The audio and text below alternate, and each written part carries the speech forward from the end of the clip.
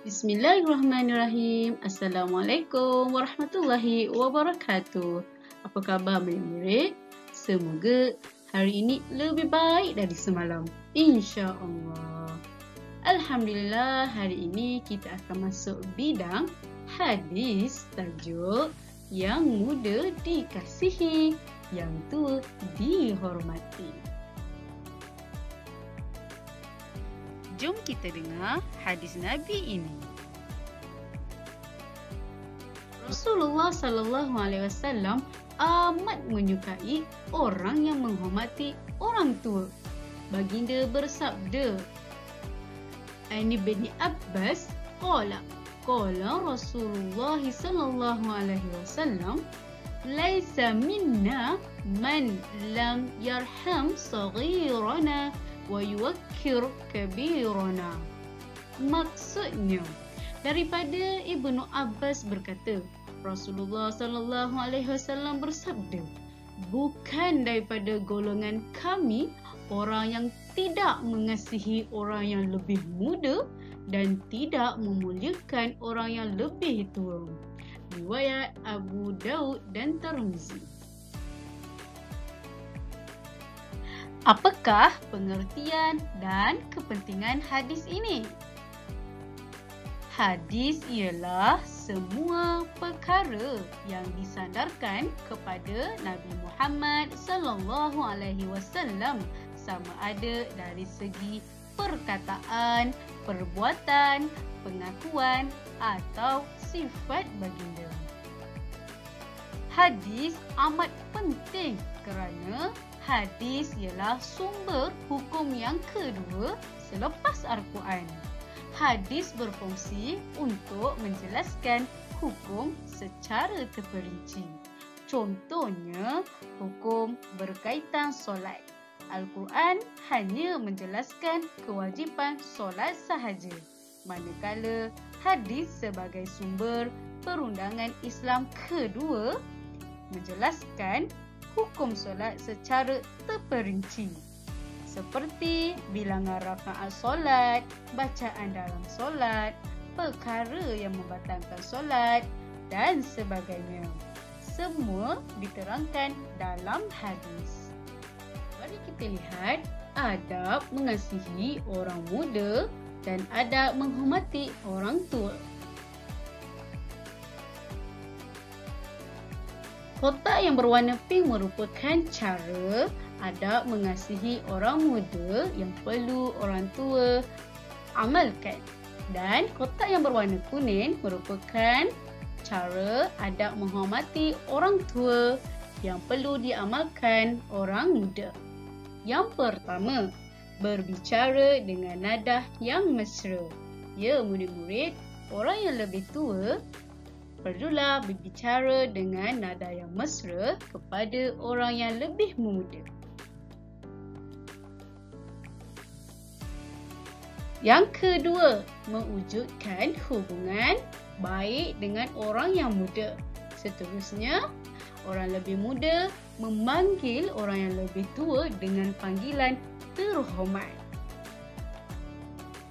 Seterusnya, orang yang lebih tua menasihati dengan kata-kata yang baik kepada orang yang lebih muda. Yang keempat, orang yang muda sentiasalah meminta nasihat dan bimbingan daripada orang yang lebih tua. Yang kelima, orang yang lebih muda taat kepada orang tua. Seperti gambar ini, orang yang lebih muda hendak berjalan di hadapan orang yang lebih tua dengan cara menundukkan sedikit badannya.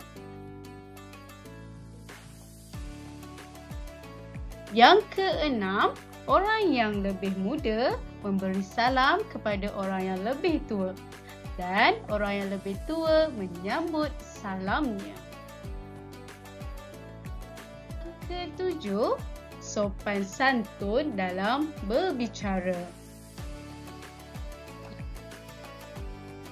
Yang ke-8, orang yang lebih tua melihat orang yang lebih muda dengan penuh kasih sayang. Yang kesembilan, orang lebih muda mestilah sentiasa bersifat ringan tulang untuk membantu orang yang lebih tua. Yang ke-10, orang yang lebih muda sentiasalah bersikap lemah lembut kepada orang yang lebih tua. Ya, murid-murid, kerana orang yang lebih tua semakin hari semakin meningkat umurnya, fizikal mereka semakin lemah. Jadi, kita yang lebih muda perlu bersikap lemah lembut dan bersikap ringan tulang untuk membantu. Murid-murid, adab yang seterusnya, orang yang lebih tua menunjukkan contoh teladan yang baik agar orang yang lebih muda dapat mencontohi akhlak tersebut. Seperti di dalam gambar buku teks ini, orang yang lebih tua menunjukkan cara menghidang makanan yang lebih teratur.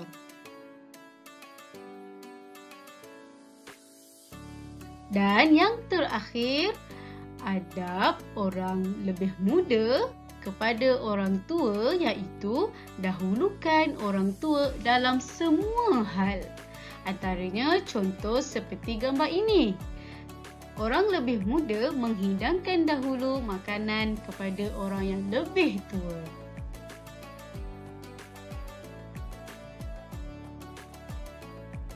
Ya, murid-murid, kesemua adab mengasihi orang muda dan adab menghormati orang tua inilah yang telah diajar oleh Nabi seperti hadis tadi kepada kita semua.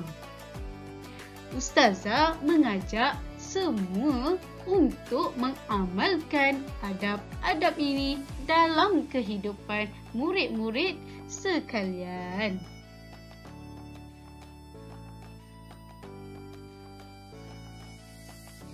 Baiklah, mari kita lihat kesan mengapa kita mengasihi orang yang lebih muda.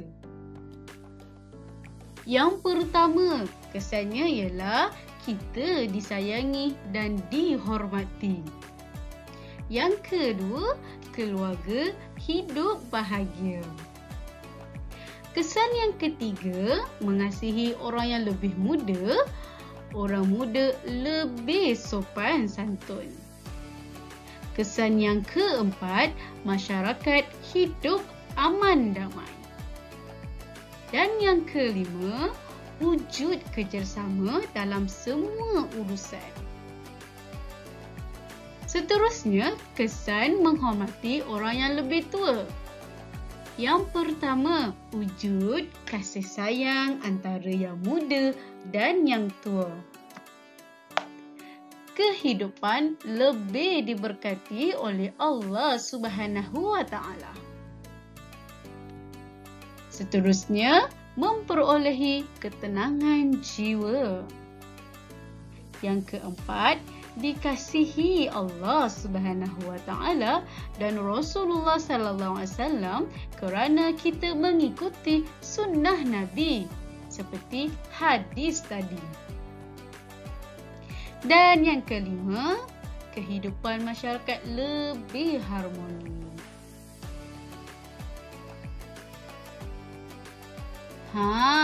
Mari kita lihat beberapa situasi ini. Situasi pertama, kelihatan anak muda sibuk bermain game dan mengabaikan orang tuanya. Adakah perbuatan ini baik atau tidak? Ya, tidak baik, murid-murid. Kita sebagai orang muda perlu melayani orang yang lebih tua. Jangan kita mengabaikan mereka. Situasi yang kedua, kelihatan pelajar yang lebih tua menggut pelajar yang lebih muda meminta duit. Adakah situasi ini baik atau tidak? Ya, tidak baik murid-murid. Jangan mencontohi sifat ini. Situasi yang ketiga, kelihatan keluarga yang bahagia. Ibu bapa mengasihi anak-anaknya. Adakah situasi ini baik atau tidak?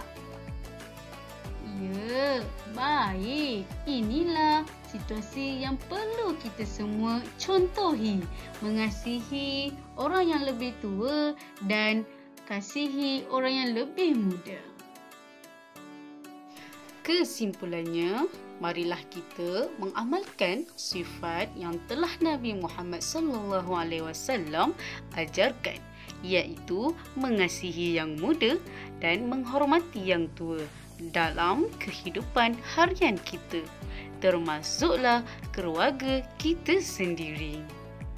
Ya, murid-murid, semoga kita semua tergolong daripada golongan yang akhlak mulia, insya-Allah. Alhamdulillah. Diharapkan murid-murid dapat memahami sesi pembelajaran kita hari ini. InsyaAllah, seterusnya murid-murid sila buat latihan dalam buku Aktiviti Pendidikan Islam muka surat 38 hingga 40. Kemudian hantar hasil kerja di dalam Google Classroom. Sekian, terima kasih. Assalamualaikum warahmatullahi wabarakatuh.